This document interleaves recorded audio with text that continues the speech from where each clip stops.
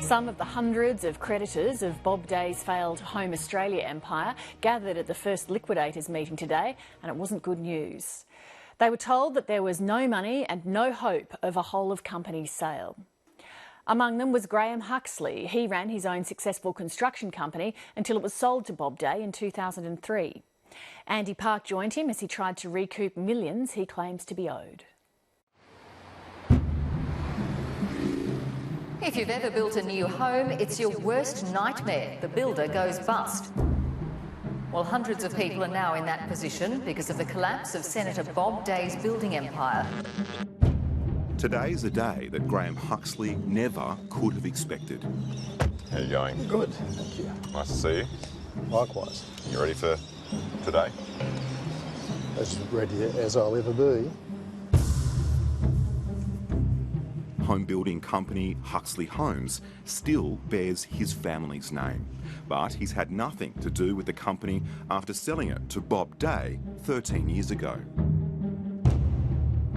So why did Bob Day buy your business in the first place, do you think?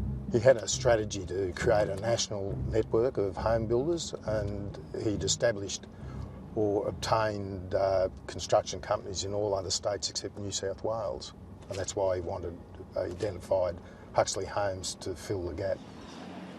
Bob Days said that one of his biggest regrets was buying your company. I mean, how does that make you feel? Well, it's at odds with what he said to us when he purchased the company, and I'll quote he and his partner.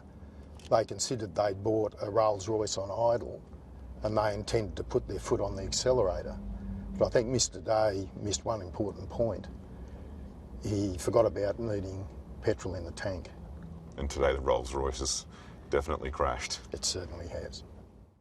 Huxley Homes proudly present their Prairie Vale estate, Bosley Park Stage 2. Graham Huxley and his brother built 30,000 homes over a 35-year period under their Huxley Homes banner. Now it's Graham Huxley who's going along to a liquidators meeting with all the other home buyers and building contractors to see if he can get back what he says Bob Day owes him. Will you be joining the queue of creditors today?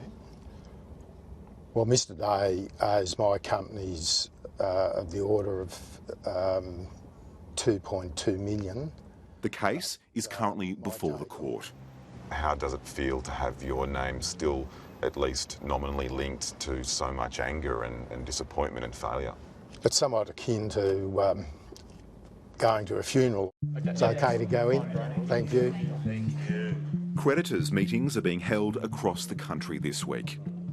This is the first meeting of creditors for the companies for Huxley Homes convened under the Corporations Act. When the liquidator was appointed, only $150 was recoverable from company bank accounts. They were told today that even if there was a buyer for the company, it wouldn't cover what they're owed. Where it's probably a little bit unusual is to see a company fail when there's a building boom on. Liquidators will take some time to fully map Bob Day's finances. He owns 5 building companies across 5 states, which are now all in liquidation. But he has a private company as well, which co-owns this residential development north of Adelaide. One block was sold in August, while the rest of his businesses were in free fall. It can be a grim outlook, especially with building companies, because the asset values in building companies get vastly eroded when a company ceases trading. It's likely that it'll be less than 50 cents in the dollar. I can't speak specifically about this group, but usually with the building company, the returns are less than 50 cents in the dollar. But 50 cents in the dollar would be a good outcome for creditors in New South Wales. Well, we started building in 2014 and it's been a long and complicated process. The first build was of such bad quality that it had to be demolished. Creditors here have been told that 581 home buyers with Bob Day's companies are affected nationally, 94 through Huxley Homes like Dale and Kerry McRae. We kind of gathered there was something going on because we'd made so many promises for so many, weeks that nothing had actually happened. There's also several, we've done some inspections once the bricks were finished and there's several faults.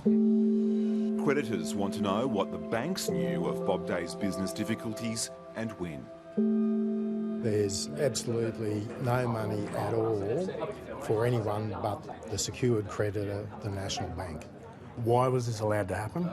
And knowing that they were in financial, they were in financial debt for the last 3 or 4 years, yet the bank kept feeding that. Graham Huxley is trying to do what little he can to clean up the mess left behind.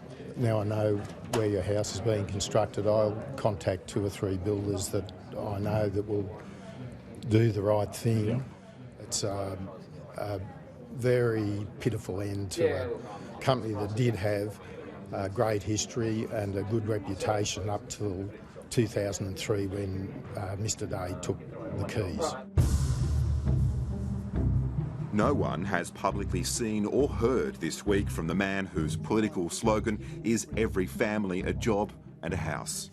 If at the end of my term in Parliament, everyone who wants a job has one, and everyone who wants to own a home can do so, and my home state is stronger and more independent than it is now, then my time in this place will end well. Bob Days' political career did not end well, with the government wanting the High Court to examine the former senator's pecuniary interests in the wake of his resignation on Monday. His creditors are now hoping his legacy will result in broader changes across the building industry. Well, I'm not a regulator, but certainly something needs to be done.